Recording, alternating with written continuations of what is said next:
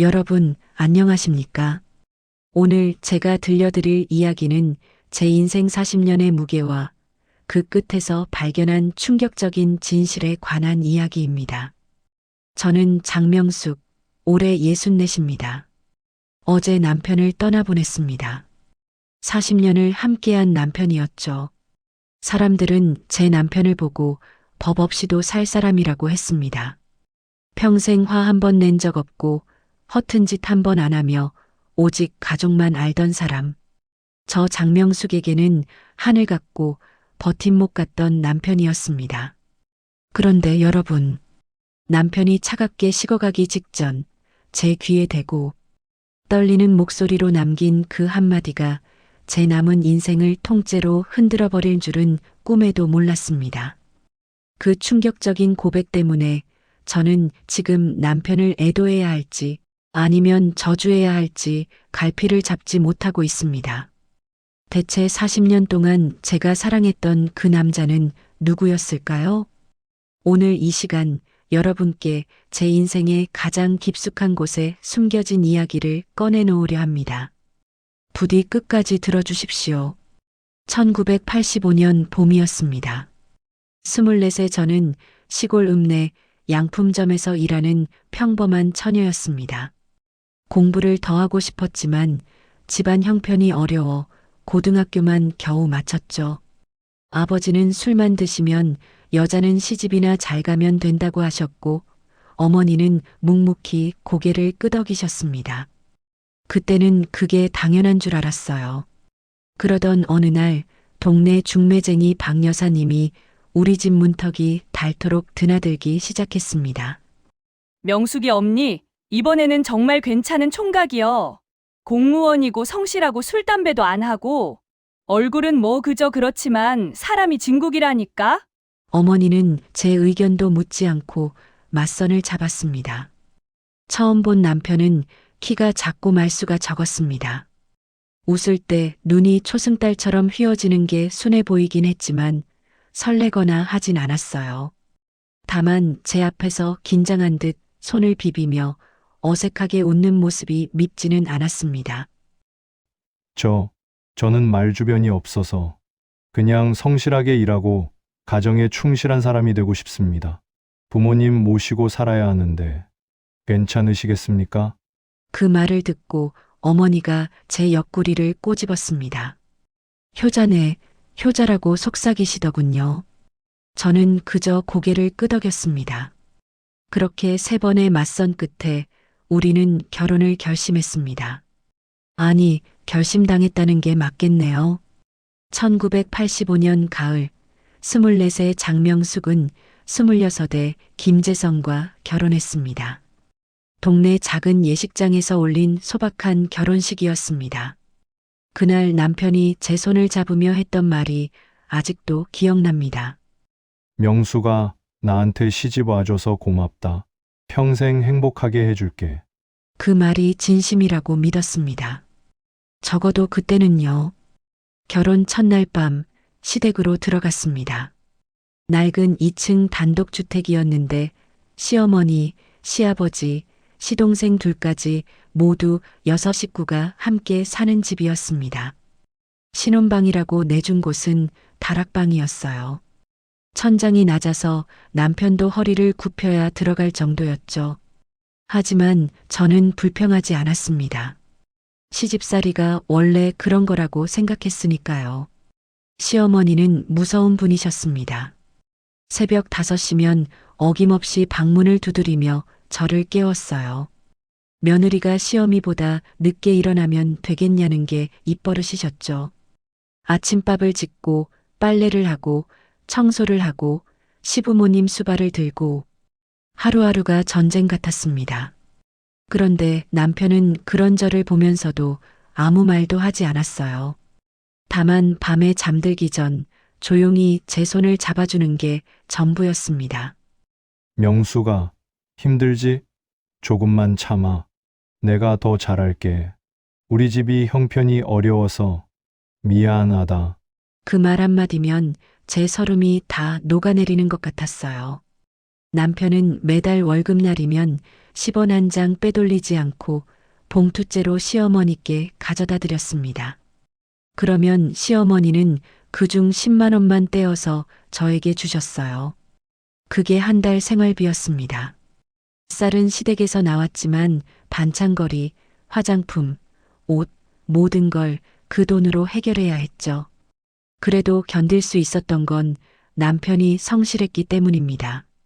술 한 잔 안 마시고 담배도 안 피우고 밤늦게 돌아다니지도 않았어요. 퇴근하면 곧장 집으로 왔고 주말이면 집안일을 도왔습니다. 주변 친구들이 남편이 술 먹고 늦게 들어와서 속상하다, 바람 피우는 것 같다는 얘기를 할 때마다 저는 속으로 안도했어요. 우리 남편은 저런 사람이 아니야. 난 복받았어라고 생각했습니다. 결혼 2년 차 처자들 민수를 낳았습니다. 산후조리도 제대로 못하고 일주일 만에 집안일을 다시 시작했어요. 시어머니는 요즘 며느리들은 약해 빠졌다며 혀를 차셨지만 남편은 아무 말이 없었습니다. 다만 제가 힘들어하는 걸 알았는지 퇴근 후에 아이를 안아주며 재우곤 했죠. 그게 고마웠습니다. 3년 후 둘째 민호가 태어났습니다. 아들만 둘이라 시어머니가 좋아하셨어요. 우리 며느리가 아들을 잘 낳네라며 처음으로 칭찬 아닌 칭찬을 들었습니다. 하지만 육아는 온전히 제 몫이었어요. 기저귀 빨래, 밤중 수유, 아이들 재우기. 남편은 회사 일이 바쁘다며 육아에는 거의 손을 대지 않았습니다. 그래도 저는 불평하지 않았어요. 그게 엄마의 역할이라고 생각했으니까요. 아이들이 초등학교에 들어갈 무렵 시동생 둘이 결혼을 했습니다. 장가 비용이 만만치 않았어요. 시어머니가 우리 부부에게 손을 내밀었습니다. 재성아, 명수가. 너희가 맞으니까 동생들 장가 좀 도와줘야지. 1,000만 원씩만 보태줄 수 있겠냐? 1,000만 원이면 당시 저희 1년치 저축액보다 많은 돈이었습니다. 저는 남편에게 조심스럽게 물었어요. 여보, 우리 비상금도 없는데 어떻게 해요? 아이들 학원비도 빠듯한데. 명수가 동생들인데 어쩌겠어. 당신이 알아서 해줘. 나는 당신만 있으면 돼. 돈이야 또 벌면 되지. 우리 명숙이가 고생이 많네. 그 말에 저는 또 무너졌습니다. 당신만 있으면 되라는 그 한마디에 모든 걸 내려놓게 되더군요. 결국 제가 아껴둔 돈을 모두 꺼내 시동생들 장가 비용을 댔습니다. 2번이나요.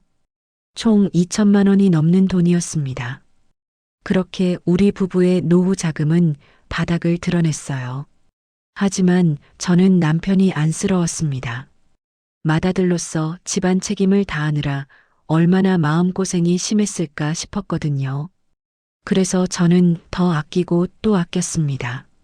제 입에 들어갈 거 줄이고 옷은 언니가 물려준 걸로 입고 화장품은 시장에서 파는 싼 걸로 샀어요. 백화점은 구경도 못했습니다. 친구들이 명수가 너도 좀 꾸미고 살아. 여자가 자기 관리를 해야지라고 할 때마다 나는 괜찮아. 우리 남편 벌이가 시원찮아서라고 둘러댔습니다. 사실 남편 월급이 적은 건 아니었어요. 공무원이라 안정적이었고 승진도 꾸준히 했습니다. 그런데 어디로 새는지 돈이 늘 부족했어요. 시댁에 보내는 생활비, 명절 때마다 드리는 용돈, 시동생들 경조사비, 끝이 없었습니다. 그래도 남편은 한 번도 시댁에 돈 보내는 걸 거절하지 않았어요. 오히려 우리 부모님인데 당연한 거 아니냐고 했죠. 세월이 흘러 아이들이 중고등학교에 들어갔습니다. 학원비가 장난이 아니었어요. 한 달에 100만 원씩 들어갔습니다. 저는 파트타임으로 마트 계산대 일을 시작했어요. 하루 4시간씩 서서 일하면 한 달에 80만 원 정도 벌 수 있었거든요. 남편은 처음엔 내가 무능해서 미안하다고 했지만 막상 제가 일을 시작하자 좋아하는 눈치였습니다. 집안 살림이 조금 나아졌으니까요. 그렇게 10년을 더 버텼습니다. 아이들은 무사히 대학에 들어갔고 군대도 다녀왔습니다. 저는 온몸이 쑤시고 허리는 끊어질 것 같았지만 참았어요. 조금만 더라고 되뇌며 버텼습니다. 남편은 여전히 조용하고 성실한 사람이었습니다. 주변에서 명숙이네 남편 정말 착하다. 바람 한 번 안 피우고 술 한 잔 안 하고 어떻게 저렇게 사나라고 할 때마다 저는 어깨가 으쓱했어요. 그게 제 자랑이었고 제 훈장 같았습니다. 시어머니가 돌아가셨을 때도 시아버지가 돌아가셨을 때도 남편은 묵묵히 장례를 치렀습니다. 저는 옆에서 남편을 도왔고요. 우리 남편은 정말 효자야. 나는 좋은 사람과 결혼했어라고 되뇌며 스스로를 위로했습니다. 친구들도 부러워했어요. 야, 명수가 너는 전생에 나라를 구했나 보다. 내 남편 같은 사람 없어. 우리 남편들은 술 먹고 행패 부리고 난리인데. 그 말을 들을 때마다 기분이 좋았습니다. 40년을 함께 살며 단 한 번도 바람기 있다는 소문 없었고 여자 문제로 말썽을 일으킨 적도 없었어요. 그래서 저는 확신했습니다. 우리 남편은 다르다. 우리 남편은 나만 바라본다고요. 얼마나 어리석었는지 모릅니다. 작년 가을이었습니다. 남편이 환갑을 갓 넘긴 62이었죠. 건강검진을 받고 온 남편의 얼굴이 창백했어요. 손에 든 진단서를 보는 순간 제 눈앞이 캄캄해졌습니다. 췌장암 사기. 여러분, 췌장암이 얼마나 무서운 병인지 아십니까? 침묵의 암이라고 불리는 발견했을 때는 이미 늦은 그 병 말입니다. 보호자분께서 각오를 하셔야 할 것 같습니다. 이미 전이가 많이 진행됐고 6개월에서 1년 정도 보시면 됩니다. 하늘이 무너지는 것 같더군요. 왜 하필 이렇게 착한 사람한테 이런 병이 오나 싶어 병원 옥상에서 얼마나 울었는지 모릅니다. 담배도 안 피우고 술도 안 마시고 평생 성실하게만 산 사람인데 왜 이런 벌을 받아야 하는지 원망스러웠어요. 신이 있다면 정말 불공평하다는 생각이 들었습니다. 항암 치료가 시작됐습니다. 남편은 하루하루 살이 빠지며 앙상해졌어요. 원래도 마른 체격이었는데 뼈만 앙상하게 남았습니다. 머리카락도 다 빠지고 피부는 누렇게 떴죠. 하지만 남편은 한 번도 왜 나한테 이런 일이라고 불평하지 않았어요. 오히려 저를 위로했습니다. 영수가 괜찮아 나 가더라도 너무 슬퍼하지 마. 내가 평생 고생만 한 것 같아 미안하다. 내가 더 잘해줄 걸 그랬어. 그 소리에 가슴이 찢어졌습니다. 저는 남편의 손을 꼭 잡고 눈물을 흘렸어요. 무슨 소리예요? 당신이 얼마나 잘해줬는데. 우리 함께 이겨내요라고 말했죠. 하지만 병은 가차 없었습니다. 항암 치료를 해도 암세포는 계속 퍼졌고 남편의 몸은 하루가 다르게 약해졌습니다. 그런데 말입니다. 남편이 위독해지기 시작한 지 한 달 전부터 이상한 일들이 생겼습니다.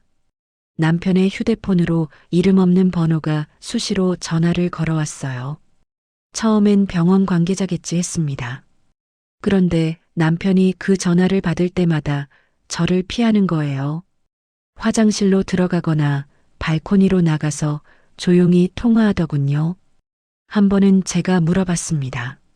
여보, 누구 전화예요? 남편은 당황한 얼굴로 회사 후배야. 퇴직금 정리 문제 때문에라고 둘러댔어요. 그 말을 믿었습니다. 의심할 이유가 없었으니까요. 40년을 함께 산 남편을 어떻게 의심하겠어요? 그런데 이상한 건 그뿐이 아니었습니다. 남편은 혼수 상태에 빠지기 직전까지 휴대폰을 손에서 놓지 않으려고 안간힘을 썼어요. 제가 휴대폰 좀 내려놓고 쉬세요라고 하면 괜찮아. 뉴스 좀 볼게라며 계속 붙들고 있었습니다. 평생 스마트폰에 관심도 없던 사람이 갑자기 왜 그러는지 이해가 안 됐어요. 그리고 어느 날 밤이었습니다. 남편이 병실 침대에서 잠꼬대를 하더군요. 저는 옆에서 간이 침대에 누워 있었는데 남편의 입에서 낯선 이름이 흘러나왔습니다. 영순아, 영순아, 미안해. 내가. 영순? 제 이름은 명숙인데 영순이는 누구죠? 저는 귀를 의심했습니다. 다시 한번 들으려고 남편 곁으로 다가갔어요. 남편은 계속 중얼거렸습니다. 영순아, 미안해. 끝까지 책임 못 져서. 그 순간 제 등골이 오싹했습니다. 40년을 함께 산 남편의 입에서 다른 여자 이름이 나오다니요. 다음 날 아침 남편에게 물어봤습니다. 여보, 어젯밤에 잠꼬대 했는데 영순이가 누구예요? 남편은 깜짝 놀라며 내가 뭐라고 했어? 라고 되물었어요. 제가 영순이라는 이름을 계속 불렀어요 라고 하자 남편은 잠시 당황하더니 그거 옛날 회사 동료였어. 요즘 꿈에 옛날 사람들이 자주 나와라고 얼버무렸습니다. 그 말을 또 믿었어요. 의심하고 싶지 않았으니까요.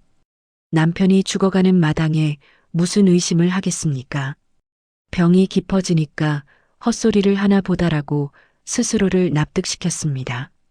하지만 마음 한구석에는 찝찝함이 남았어요.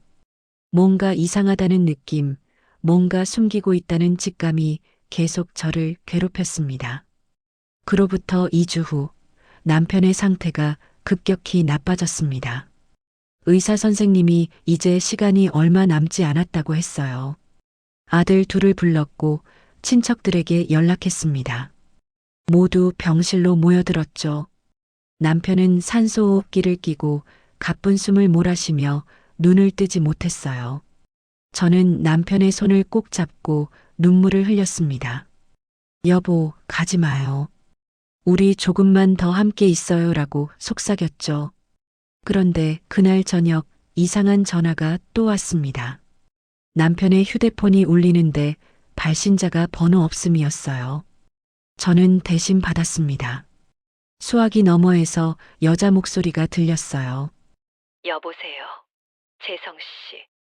저 영순이에요. 재성 씨 괜찮으세요? 병원에 계신 거 맞죠?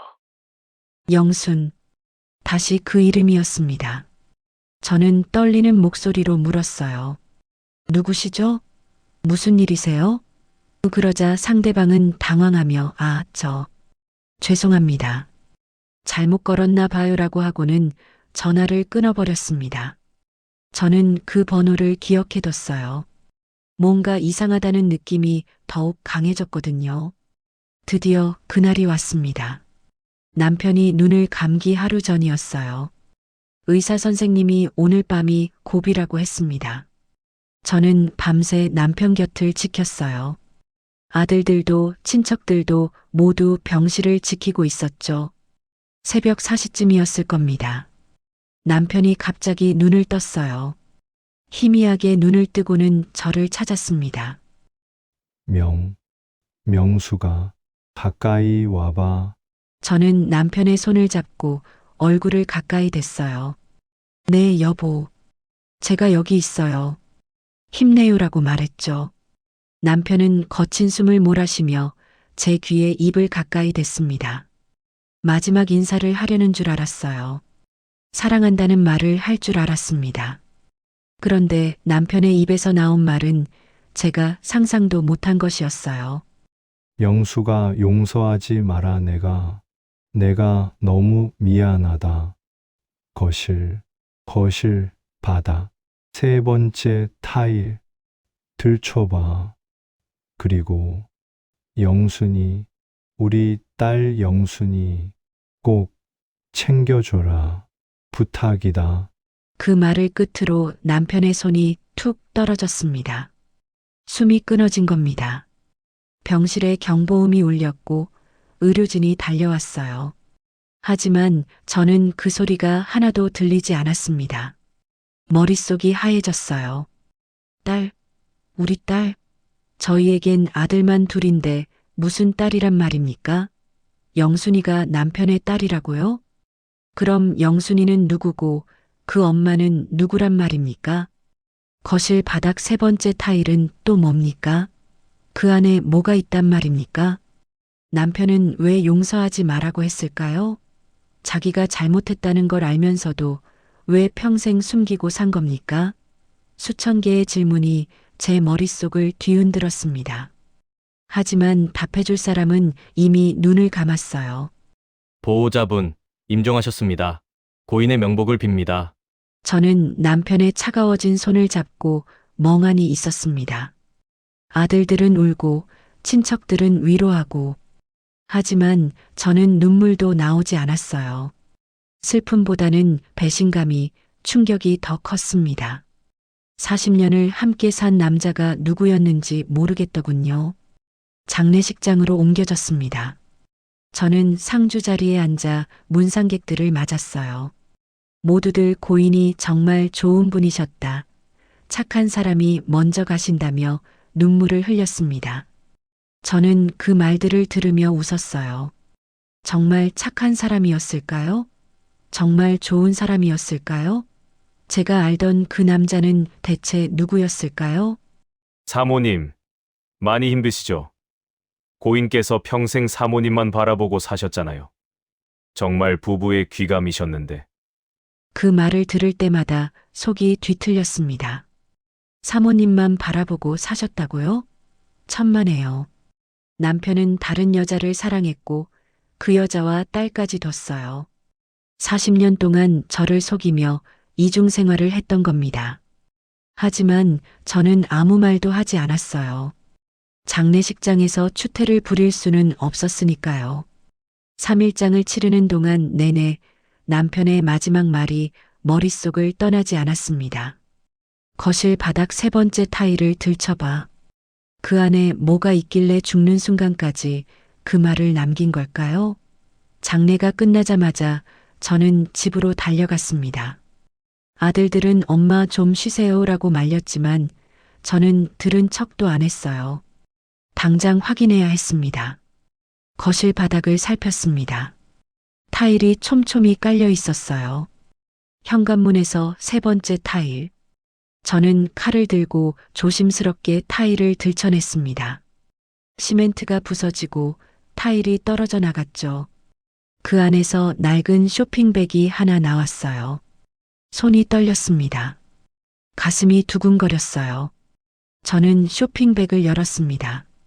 그 안에는 통장 3개와 낯선 여자의 사진 1장, 그리고 편지 몇 통이 들어 있었습니다. 통장을 먼저 펼쳤어요. 첫 번째 통장, 예금주가 영순이었습니다. 거래 내역을 보는 순간 제 눈을 의심했어요. 매달 50만 원씩 30년 동안 입금된 기록이 있었습니다.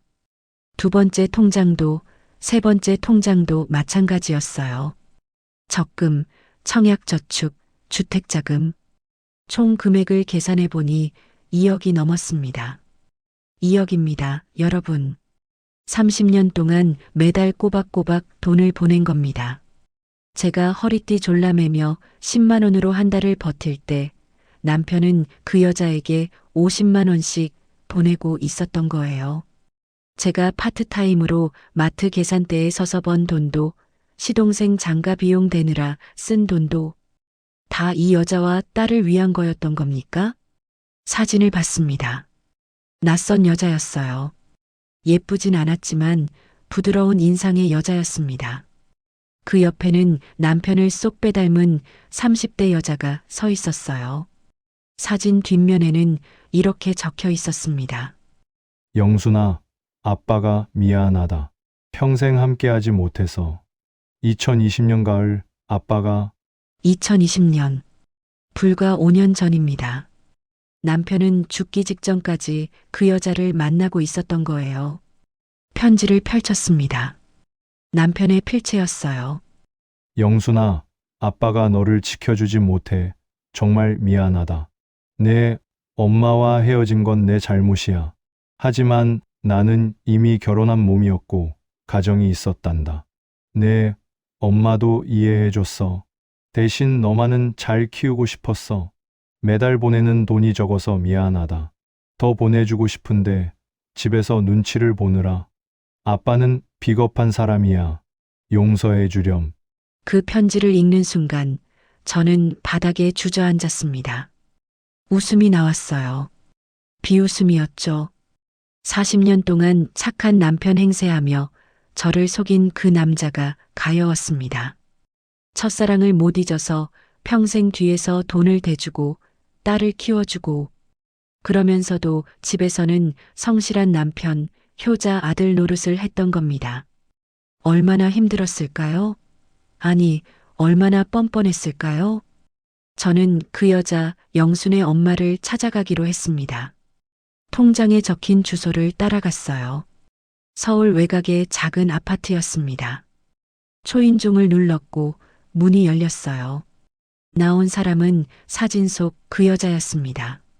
나이가 들어주름이 늘었지만 분명 그 사람이었어요. 누구세요? 김재성 씨 부인입니다. 제대로 된 부인 말이에요. 그 여자는 얼굴이 새하얗게 질렸어요. 문을 닫으려 했지만 저는 발로 막았습니다. 도망가지 마세요. 이야기 좀 합시다. 결국 그 여자는 저를 집 안으로 들였어요. 좁은 거실, 낡은 가구들, 하지만 깨끗하게 정돈된 집이었습니다. 저는 통장들을 꺼내 탁자 위에 내려놓았습니다. 이게 뭡니까? 30년 동안 제 남편이 당신한테 보낸 돈이죠? 그 여자는 고개를 숙인 채 아무 말도 하지 않았어요. 잠시 후 안쪽 방문이 열리며 젊은 여자가 나왔습니다. 사진 속 그 딸 영순이었어요. 엄마, 무슨 일이에요? 누구세요? 이분은? 나는 내 아버지의 진짜 부인이야. 40년을 함께 산. 영순의 얼굴도 하얗게 질렸습니다. 그 여자, 영순의 엄마가 입을 열었어요. 죄송합니다. 정말 죄송합니다. 저도 어쩔 수 없었어요. 어쩔 수 없었다고요? 남의 남편을 빼앗아 놓고 30년 동안 돈을 받아 처먹으면서 어쩔 수 없었다고요? 그 여자는 눈물을 흘리며 이야기하기 시작했습니다. 남편과 그 여자는 결혼 전 연인이었다고 해요.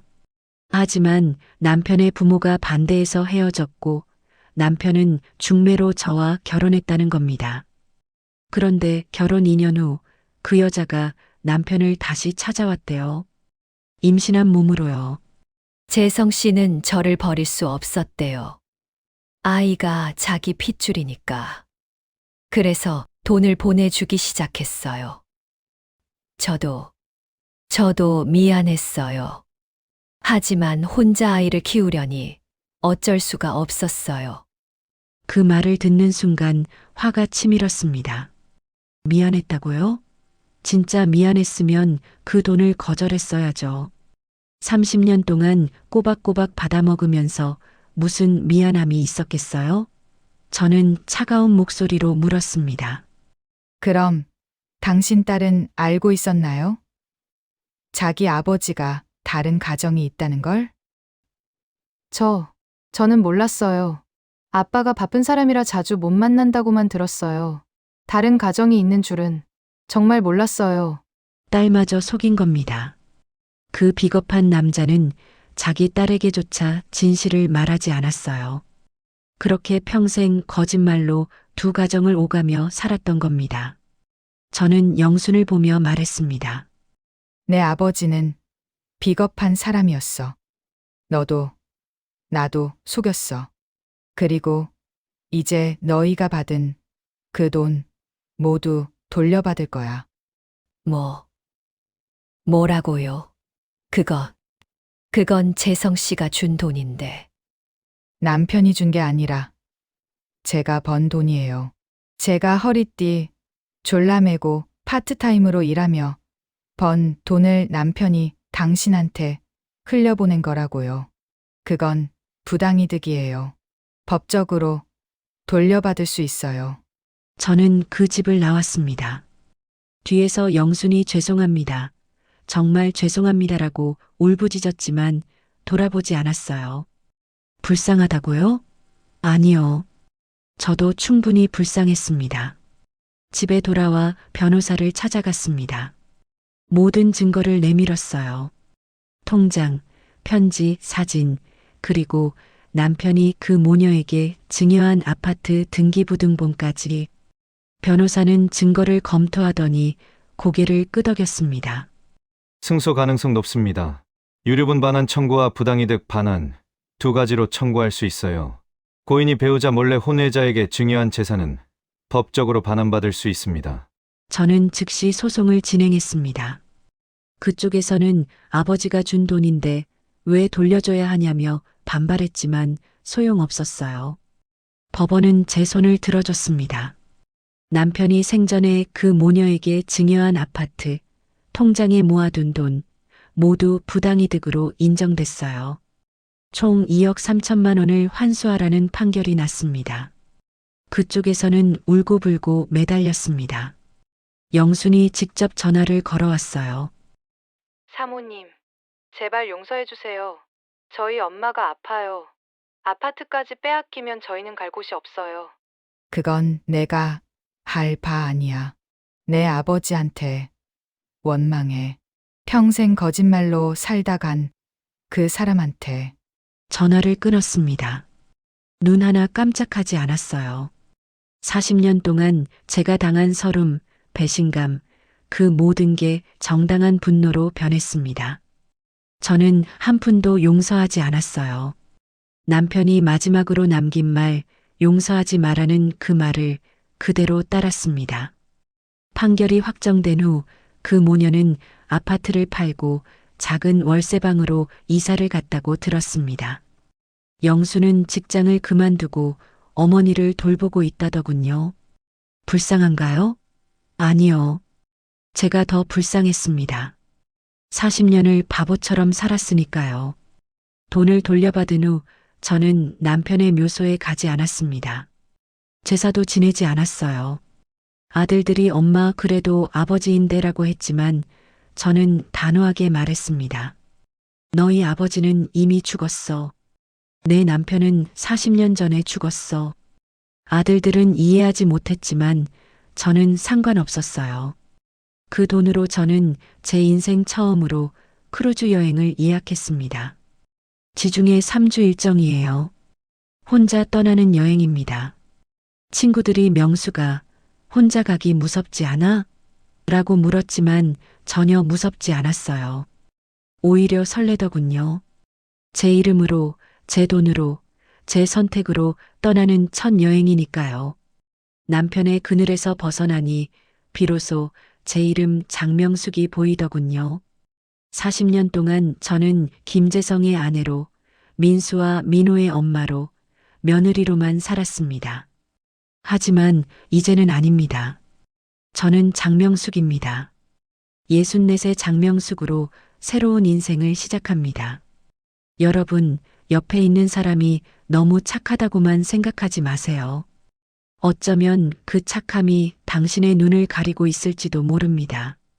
진짜 착한 사람은 뒤에서도 떳떳한 사람입니다. 숨길 게 없는 사람이죠. 하지만 제 남편은 달랐어요. 겉으로만 착했고 뒤에서는 비겁했습니다. 하지만 여러분 기억하세요. 진실이 아무리 늦게 밝혀져도 그 끝에는 반드시 당신만의 인생이 기다리고 있다는 거요. 저는 60대의 진실을 알았지만 늦지 않았습니다. 이제라도 제 인생을 살 수 있으니까요. 남편이 남긴 마지막 말, 용서하지 말라는 말. 그건 제게 복수의 열쇠가 아니라 해방의 열쇠였습니다. 김재성, 당신은 죽을 때까지 착한 사람이고 싶었겠지만 틀렸어요. 당신이 남긴 그 유언이 매 복수의 열쇠가 됐거든요. 고마워요. 마지막에라도 입을 열어줘서. 덕분에 진실을 알았고 덕분에 자유로워졌어요. 다음 주면 저는 크루즈를 탑니다. 지중해의 푸른 바다를 보며 새로운 인생을 그릴 겁니다. 40년의 무게를 내려놓고 장명숙으로 다시 태어날 겁니다. 오늘 제 이야기가 여러분의 가슴에 작은 파동을 일으켰다면 그것으로 족합니다. 여러분도 용기를 내세요. 진실을 마주할 용기, 그리고 새로운 인생을 시작할 용기를요. 저는 이제 저만의 여행을 떠납니다. 긴 이야기 끝까지 들어주셔서 감사합니다. 여러분 모두 행복하세요. 그리고 기억하세요. 당신의 인생은 당신 것이라는 걸요.